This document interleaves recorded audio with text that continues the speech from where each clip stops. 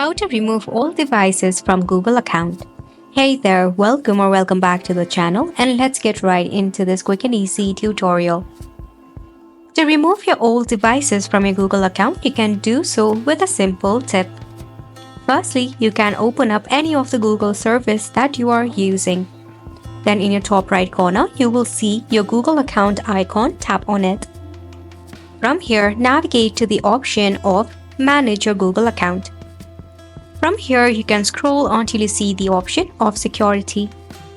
In the Security option, you can scroll down until you see the option of Your devices.